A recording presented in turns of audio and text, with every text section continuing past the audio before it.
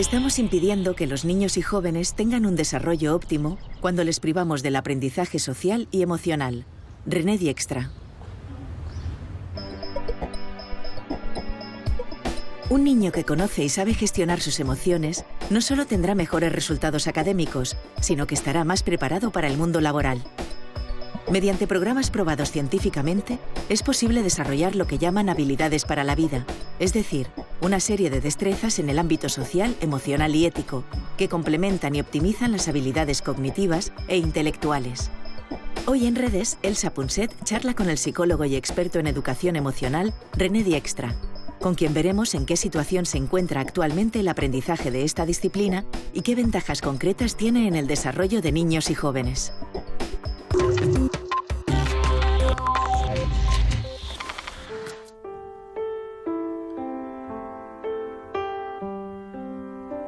Tres grandes errores caracterizan la educación que reciben hoy nuestros hijos y nuestros nietos. El primero es no tener en cuenta dos de las enseñanzas más importantes de la neurociencia. Que la razón no sirve para nada sin las emociones, por una parte, y que el cerebro es un órgano muy sofisticado, difícil de comprender, pero enormemente plástico. El segundo error del sistema educativo es no aceptar que los maestros han de lidiar con la diversidad cultural que existe actualmente en las aulas, pero también con lo que tienen en común todos los alumnos: las emociones, la rabia, los celos, el menosprecio. ¿Cuál es el tercer gran error? El tercer gran error de las escuelas de este siglo es la jerarquización de las asignaturas que arrastramos de siglos pasados. Y es que hoy en día es perjudicial colocar en el último eslabón, detrás de las matemáticas, la lengua y las humanidades, las materias creativas y artísticas.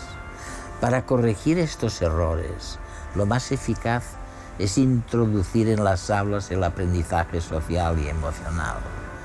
Y es de eso de lo que vamos a hablar hoy en Redes. René, dedicamos tanto tiempo, tanto dinero y tantos recursos a las escuelas. ¿Son necesarias? ¿Para qué sirven? En primer lugar, las escuelas son necesarias porque forman una comunidad de nuevas generaciones que tienen que vivir juntas y trabajar juntas en el futuro para dirigir una sociedad. Y lo cierto es que no hay mejor lugar que la escuela para ayudarlos a descubrirse, a conocerse, a entender cómo lidiar los unos con los otros. ¿Qué modelos de escuelas hemos tenido? Ha habido bastante variedad. Escuelas como las escolásticas, ciertas escuelas latinas que eran ante todo para lo que llamamos formación del carácter de los jóvenes, para ayudarles a crear personalidades que a la sociedad le gustaría tener. Pero el énfasis en la formación del carácter o aprender a internalizar ideologías, como las escuelas religiosas, los seminarios, etc., se sustituyó en los siglos XIX y XX por escuelas que, ante todo, querían preparar a los jóvenes para la economía, para el mercado laboral. Y muchas dicen actualmente que su objetivo es el desarrollo general del niño, que implica el desarrollo del niño en los aspectos cognitivo, intelectual y social, emocional y ético. Lo curioso es que si vas a su plan de estudios, los tres últimos no suelen figurar en él como aspecto formal, integrante de... ¿Te refieres a lo social, emocional y ético? Sí, no tienen clases sobre habilidades sociales, emocionales, ni morales o éticas. En el organismo del niño, esas cosas no pueden separarse. Por ejemplo, si quieres hacer bien tus deberes y tener buenas notas, necesitas un cierto grado de autocontrol. Tienes que ser capaz de aplazar... Sí, los pequeños placeres. Determinados pequeños placeres y disciplinarte de verdad para hacer los deberes. O necesitas planificar. La necesidad de planificar el aplazamiento de nuestros pequeños placeres no se consigue aprendiendo aritmética o matemáticas o francés o lo que sea. Te daré otro ejemplo. Es extremadamente importante, de hecho es la primera habilidad que aprendes en los denominados programas de aprendizaje social y emocional, que un niño perciba y sea capaz de gestionar adecuadamente sus sentimientos. Un niño que conoce las emociones es un niño que funciona mejor, porque si tiene miedo a fracasar, ya no dice, los deberes son una mierda. No, dice, me temo que no soy capaz de terminar mis deberes. Si acude a ti y te dice eso, entonces sabes qué puedes hacer por él. Y él puede aprender a lidiar con ello también. Exacto. Pero lo contrario también es cierto. Enseñar a los niños a interpretar las emociones de otras personas, sobre todo los adolescentes en la pubertad. Durante la pubertad cambia la forma en que los niños decodifican las expresiones de las emociones de otros. Por ejemplo, en la adolescencia suelen interpretar la preocupación como enfado. Así que, si su madre está preocupada por algo peligroso que hicieron, podrían decirle a su madre, «Mamá, ¿por qué estás siempre tan enfadada?» Y la madre les contesta, «No estoy enfadada, solo preocupada». Pero el niño, debido al hecho de que decodifica, entre los 12 y los 15 años, las expresiones de las emociones de distinta forma, no lo interpretó así. Y es posible que la madre piense que carece de empatía. Si le enseño a un niño a interpretar bien las emociones de otros, mejorará su capacidad de conectar, de construir relaciones con otros y de empatizar con ellos.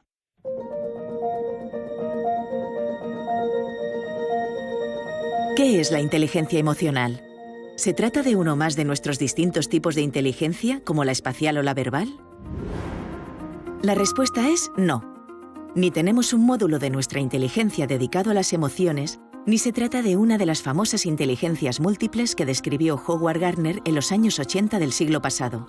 Según la teoría de Gardner, que no ha sido avalada universalmente por la comunidad científica, existen tantas formas de aprender como tipos de inteligencia múltiples básicas: visual espacial, verbal, cenestésica, lógico-matemática, musical, etc. En cambio, hablar de inteligencia emocional implica hablar del funcionamiento de todo nuestro cerebro, con el aval de los enormes avances de la neurociencia de las últimas décadas. Estos descubrimientos nos han permitido sacar a las emociones del rincón profundo y marginado donde se hallaban. Durante siglos, la ciencia no las consideró objeto de estudio y la sociedad las menospreciaba a la hora de tomar decisiones o de emitir un razonamiento. Ahora sabemos que la emoción interfiere con la razón y la razón modifica la emoción.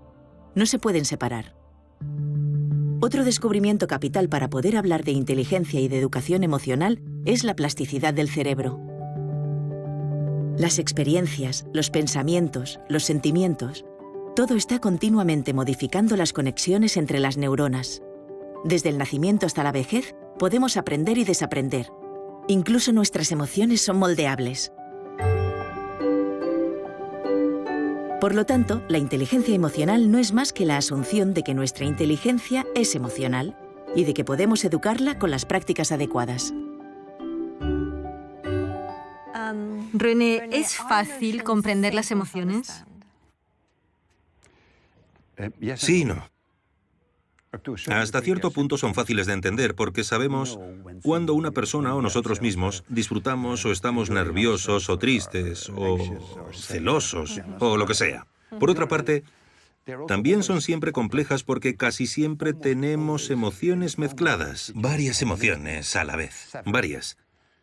Pero algunas las expresamos más fácilmente hacia otros que hacia nosotros mismos. Por ejemplo, la mayoría de la gente no tiene demasiados problemas para decir «estoy muy enfadado contigo».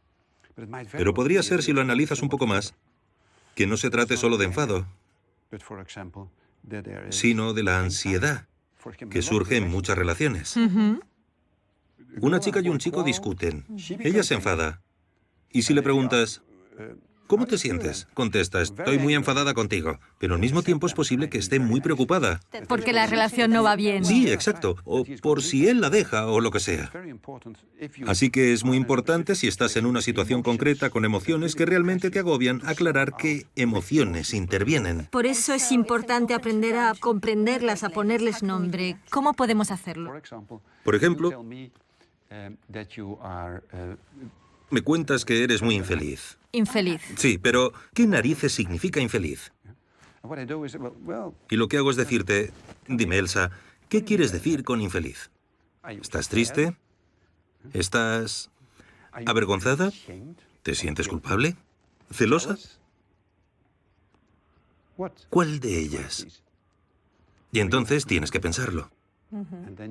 Y es probable que en un determinado momento digas, sabes, estoy muy avergonzada.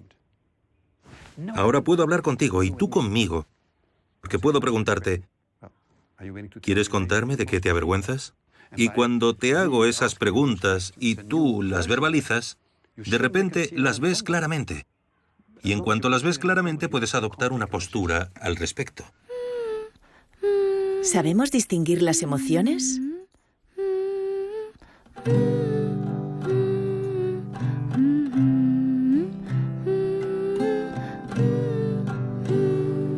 Había una vez un monstruo que no sabía lo que sentía. A veces sentía rabia y miedo, o rabia y tristeza, o calma y alegría, o calma y tristeza, o todo a la vez. Se sentía hecho un lío, hasta que aprendió a distinguir que cada hilo tenía un color, y que cada color pertenecía a una emoción diferente. Así, si podía separarlas, era capaz de ponerle un nombre a cada cosa, y cada cosa en su sitio, y saber, por tanto, qué es lo que sentía en cada momento.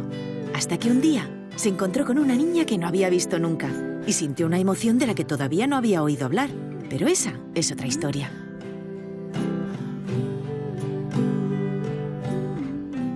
¿Cuándo podemos empezar a enseñar a los niños acerca de sus emociones?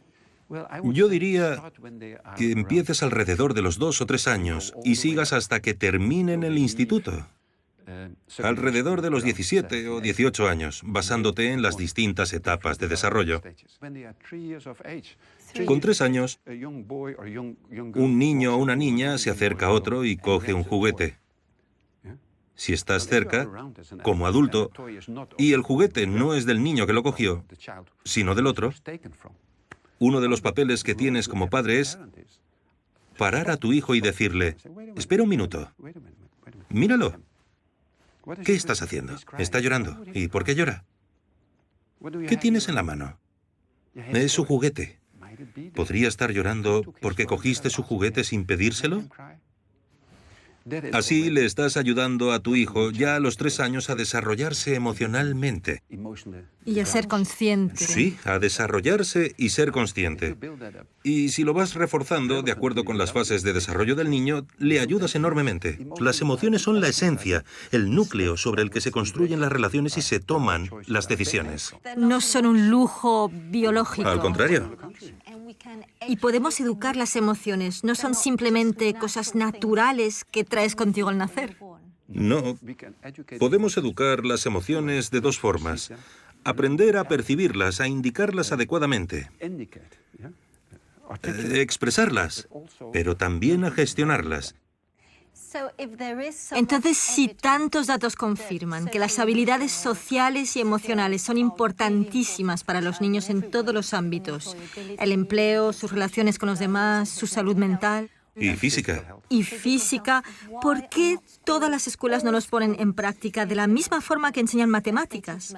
¿Por qué no enseñan estas habilidades? La mayoría de las escuelas no lo hacen de forma sistemática. No tienen tiempo, ni apoyo, ni financiación. Pero lo más importante es que no saben cómo hacerlo. No se les ha asesorado respecto a cómo hacerlo de la mejor forma posible. ¿Quién asesora? ¿Cómo se hace? Hay un montón de bibliografía y estudios al respecto. Una de las cosas que indican dichos estudios suele ser tan sencilla como tener clases Y sé que algunos de los directores me dirían, ¿se te ha ido la olla? Sobre habilidades sociales, emocionales y éticas. Clases como las de matemáticas, lengua, etc. Cada semana les enseñas determinadas cosas. ¿Durante cuánto tiempo? Depende un poco de tus metas, pero yo diría que al menos 1 hora a la semana. ¿Cuáles son esas habilidades? Ya hablamos de eso un poco. Una es aprender a percibir y gestionar tus propias emociones. Sí. Esa es una importante. La segunda es cómo construir y mantener relaciones. La tercera es cómo tomar decisiones responsables y éticas. Y la cuarta es tal vez la más importante. Es cómo ponerse en lugar del otro, preocuparte por los demás, que se encuentran en situaciones menos favorables que tú, como el acosado de tu clase u otra gente que te rodea. René, ¿por qué es eso importante? Si algunos padres creen que lo verdaderamente importante es enseñar a sus hijos a ser competitivos y a ganar. Sí, sí. Temen que si le enseñas a un niño a ser justo y compasivo con otros, va a ser vulnerable, más vulnerable, y tal vez tendrá menos éxito. No estoy de acuerdo. Muchos padres valoran muchísimo que sus hijos sean defensores o partidarios de esos valores sociales que acabamos de mencionar. Pero de hecho tenemos una sociedad en la que se paga mucho mejor a los banqueros que a quienes ayudan a otros, que forma a las personas para... No. Mira, te pondré un ejemplo de una experiencia reciente. Hace unos 2 años visité a Derek Bock, antiguo rector de Harvard. Una noche tuvimos una cena muy agradable. A la mañana siguiente proseguimos nuestra reunión. Cuando nos encontramos, estaba muy estresado y casi deprimido. Le pregunté, Derek, ¿qué ha ocurrido? Y me dijo, lo que ocurre es que anoche estaba viendo la tele y estaban poniendo una comisión de investigación del Senado. Y estaba allí Blankfein, el consejero delegado de Goldman Sachs. Y el presidente de la comisión del Senado le preguntó, ¿sabía que su empresa vendió hipotecas basura por $800 millones a un banco holandés? ¿Era consciente de que les vendía basura? Y Blankfein dijo, señor presidente, no es ilegal. Y le dijo, esa no es mi pregunta. ¿Cree que lo que hizo es moralmente aceptable? Y le dijo, señor presidente, no era ilegal. Entonces el presidente cogió 2 correos electrónicos y dijo, uno de sus propios trabajadores le escribió a otro que usted los había felicitado por vender esas hipotecas basura. Y Derek Bock, el antiguo rector de Harvard, dijo, lo que me entristece tanto es que cuando Blankfein se enfadó, comentó que se había licenciado en la Facultad de Derecho de Harvard.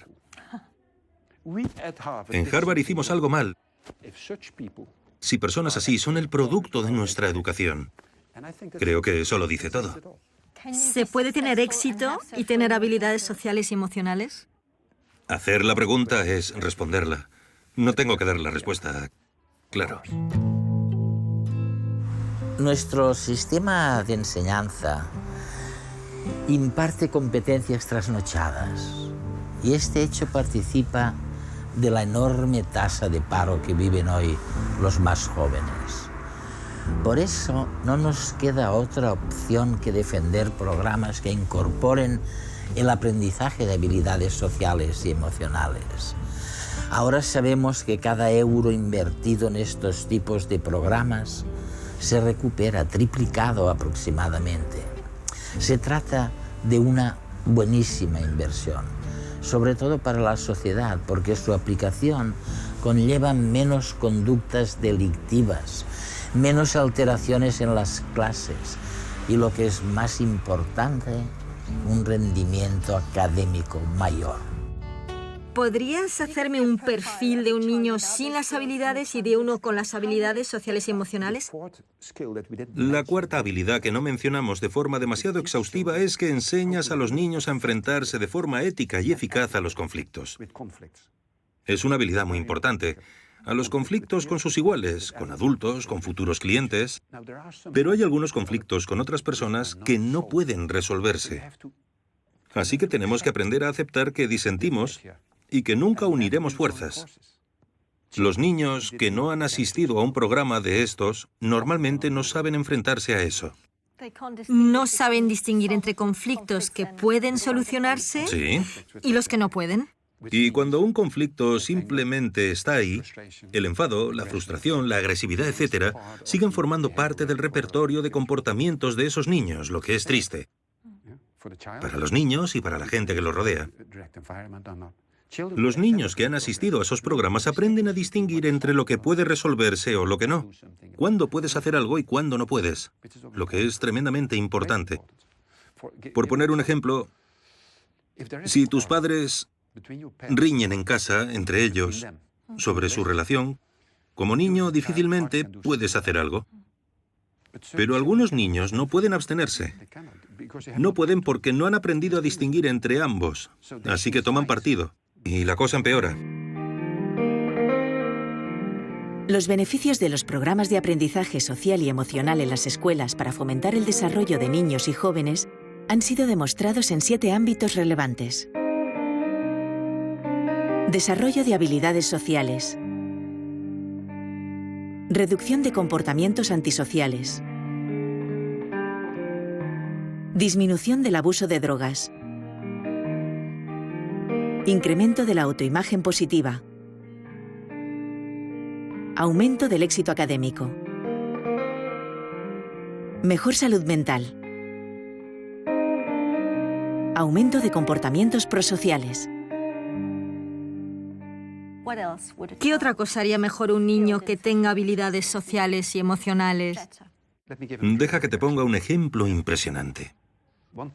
Una parte del programa de habilidades para la vida es que también enseñas a los niños a enfrentarse a problemas afectivos graves e incluso tus propias tendencias suicidas, sobre todo en alumnos de secundaria. En una de las clases se pide que los niños se reúnan y piensen qué tipos de dolencias o síntomas tiene una persona que padece depresión. Y son muy capaces de hacerlo en grupo. Saben lo que es. Saben lo que es una persona triste. Triste y deprimida. Y una de las preguntas que les hacemos a esos niños es, imaginad que estáis en ese estado durante mucho tiempo. ¿Qué podríais hacer para aliviarlo? ¿Para salir de él? ¿O qué podrías hacer para ayudar a uno de vuestros compañeros a salir de ese estado triste o depresivo? Y con otros piensan todo tipo de formas de hacerlo. Sí. Evaluamos los efectos de esa intervención sobre, por ejemplo, la frecuencia de pensamientos suicidas, de acabar con tu vida, o intentos de suicidio. Y mostraron que aquellos niños que asistieron a los programas, incluso un año tras la conclusión del programa, padecían menos problemas depresivos o pensamientos suicidas y tenían conductas suicidas con menos frecuencia. Lo que demuestra que también en lo que se refiere a la salud mental y las enfermedades mentales peligrosas, los programas merecen mucho la pena. Hacemos lo mismo en uno de los módulos sobre problemas de ansiedad, miedo al fracaso en la escuela, ansiedad social, todos los tipos de ansiedades que puedes tener. Lo que vemos es que un año después de la finalización de los programas, los niños que han asistido se enfrentan mejor a la ansiedad, suelen estar más predispuestos a pedir ayuda o simplemente sufren menos. Dinos más cosas que distinguen a los niños que reciben esos programas. Otro rasgo distintivo muy claro es que los niños que siguen estos programas son capaces de distinguir mejor lo que les gustaría ser en el futuro o lo que tienes que hacer para conseguirlo y lo que te gusta, lo que disfrutas a corto plazo. Así que son más capaces, por así decirlo, de negociar con sí mismos. De trabajar por sus metas. Eso es, sí. Tener metas y trabajar para conseguirlas. ¿Cuánto tiempo lleva formar a buenos formadores en habilidades sociales y emocionales? Los formamos durante 3 días consecutivos y ya en el primer día y medio los reprogramamos, por así decirlo. Porque les enseñamos lo que queremos que enseñen a sus alumnos y les ayudamos a internalizarlo ellos mismos. y luego les damos 2 clases de seguimiento de forma que empiecen sus clases y puedan tratar cualquier cuestión que surja mientras están ocupados con sus niños. Uno de los principios, casi diría los trucos, que enseñamos tanto a alumnos como a profesores es que si estás enfadado, por ejemplo, con un alumno, antes de decidir cómo actuar, echando del aula al alumno, por ejemplo, utilices el principio del semáforo, contar hasta 10. Lo que suelo hacer es enfadar a los profesores y, lógicamente, empiezan a protestar y a gritar y entonces digo, parad el carro, utilizad el principio del semáforo. Entonces pueden ser técnicas muy sencillas. Es muy sencillo. ¿Algunos alumnos se benefician más de esos programas que otros? Esa es una cuestión sumamente importante. Sabemos por nuestro programa, la evaluación de 15 años, una serie de estudios de control experimental, pero también por otros, que se benefician más aquellos alumnos más necesitados. Allí donde se encuentran los mayores problemas es también donde se consiguen los mayores avances o éxitos. Lo que implica que, cuando no se proporciona a los alumnos este tipo de programas, los privas todavía de más cosas. La educación del niño deberá estar encaminada a desarrollar la personalidad, las aptitudes y la capacidad mental y física del niño hasta el máximo de sus posibilidades. Así lo dice la Convención sobre los Derechos del Niño, que entró en vigor hace más de 2 décadas. La mayoría de las escuelas y de los sistemas educativos del mundo violan ese punto de la Convención, porque la mayoría de escuelas y sistemas educativos no contemplan las medidas necesarias para el éxito académico, social y económico del niño. No se puede optimizar su desarrollo global si no se enseña al niño, entre otras cosas, a focalizar la atención, a distinguir y gestionar sus emociones, a trabajar en equipo, de manera no competitiva necesariamente. Hay una gran revolución educativa pendiente antes de cumplir la Convención sobre los Derechos del Niño de 1990. Vamos con retraso. Padres, maestros y políticos son los encargados de empezar esta revolución.